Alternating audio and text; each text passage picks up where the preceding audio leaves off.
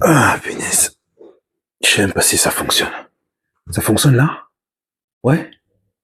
Donc, qu'est-ce qu'on fait généralement? Ouais, on fait ça, hein. Comme ça, coupé. Là où tu vois une barrière, d'autres voient un tremplin. Tout est une question de croyance. Bienvenue sur la chaîne d'Ipita Business Consulting, la chaîne qui t'apprend à identifier, assumer et valoriser ton talent. Avant toute chose, abonne-toi à cette chaîne et active la notification afin de recevoir toutes les alertes sur chaque vidéo qui apparaîtra sur cette chaîne. Là où tu vois une barrière, d'autres voient un tremplin.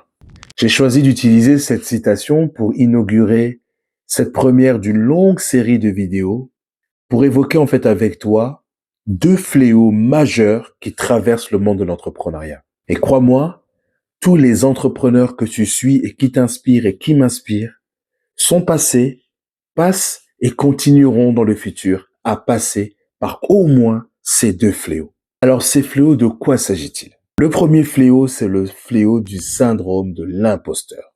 C'est un syndrome qui est à la mode. Tout le monde en parle. Aujourd'hui, à travers cette vidéo, j'ai envie qu'on cible les vraies causes de ce syndrome. Alors, ce syndrome de l'imposteur, qu'est-ce que c'est? Sans être dans des éléments très techniques avec une définition sortie du dictionnaire, c'est un message, en fait, qui t'est envoyé pour te faire comprendre que tu n'es pas légitime. Tu n'es pas légitime à proposer ce produit, à proposer ce service, à proposer ce produit ou ce service à tel prix, à proposer ce produit ou ce service à tel prix à telle personne. Et la liste ne fait que continuer. La question qu'il faut se poser est, qui t'envoie ce message? Ce message peut venir des autres. Des personnes qui, généralement, ne sont pas du métier. Des personnes qui peuvent peut-être être du métier. Bref, ce message peut venir de l'extérieur. Et il va se passer un phénomène, c'est soit tu y crois, et tu te dis, bah, finalement, ils ont raison. Tu vas plonger dans une illusion d'un confort. En fait, c'est une justification que tu vas te créer pour te dire, je ne fais rien. Il y a une deuxième personne qui peut t'envoyer ce message. Et c'est cette personne-là que j'ai envie que tu puisses écouter. C'est ton cerveau. C'est ton cerveau qui te dit aujourd'hui que tu n'es pas légitime à faire telle chose, telle chose, telle chose, telle chose, telle chose, telle chose, telle chose. Alors regardons cette personne-là et posons-lui alors la question. Qui est-il pour dire que tu n'es pas légitime à faire telle chose? Et quels sont donc ces critères pour valider que tu n'es pas légitime pour ça? Je te prends mon cas très concret.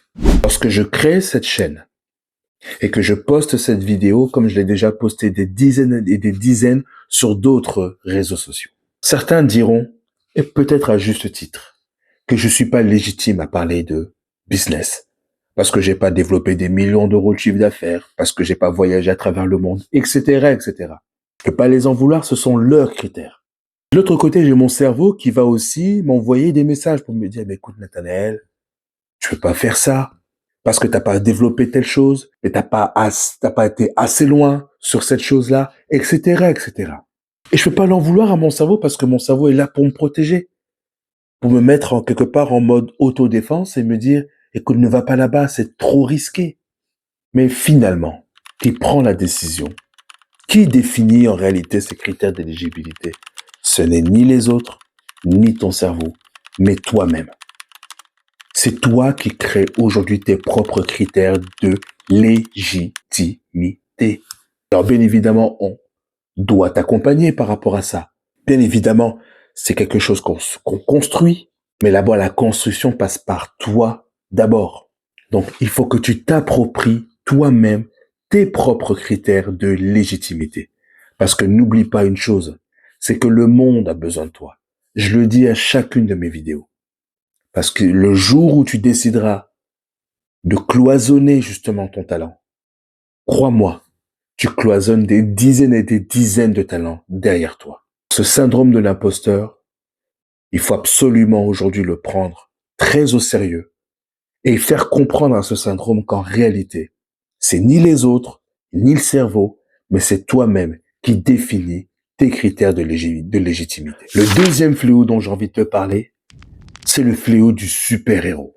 Et en fait, je vais te raconter un petit peu mon histoire personnelle parce que j'ai deux super-héros que j'ai suivis depuis ma tendre enfance. Tu as Superman et Batman. Et on constate en réalité que les super-héros sont des personnages qui ne demandent jamais de l'aide. Ils travaillent à travers un costume ou sous couverture pour éviter qu'ils soient démasqués. Et ils font parler de leurs résultats au lieu de parler de leurs résultats et ils ne vont jamais demander de l'aide. Et quand bien même quelqu'un veut leur apporter de l'aide, ils estimeront que ils peuvent se débrouiller tout seuls parce qu'ils se sentent pris par une mission où ils doivent apporter de l'aide au monde et non le monde doit leur apporter de l'aide. Jusqu'à un moment donné où ils arrivent à saturation et se retrouvent dans une situation tellement délicate que malheureusement parfois, ils n'ont pas forcément un bon destin.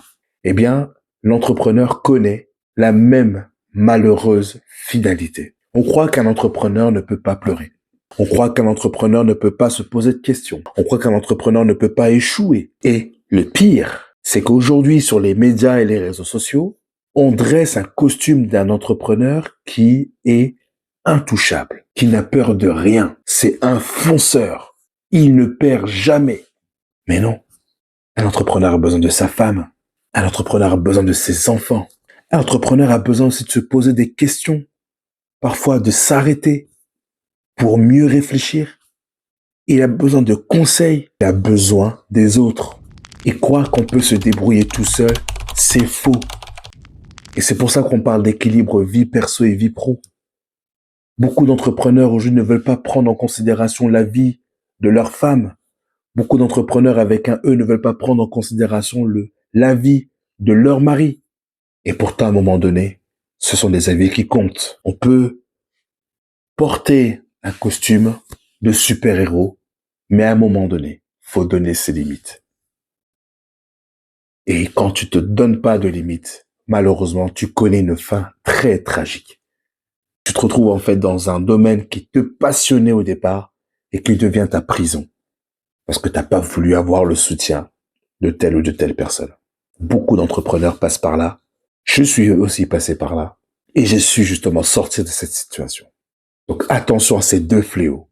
Le syndrome de l'imposteur et le syndrome du super-héros. Si cette vidéo t'a plu et j'espère qu'elle a pu t'apporter des informations importantes dans la réflexion de ton business, dans la réflexion de ton parcours entrepreneurial, n'hésite donc pas à me laisser un commentaire dans cette vidéo pour que je puisse aussi y échanger. N'hésite surtout pas à t'abonner également sur mes différents canaux et on se retrouve sur la prochaine vidéo sur une nouvelle thématique. Surtout n'oublie pas que le monde a besoin de toi.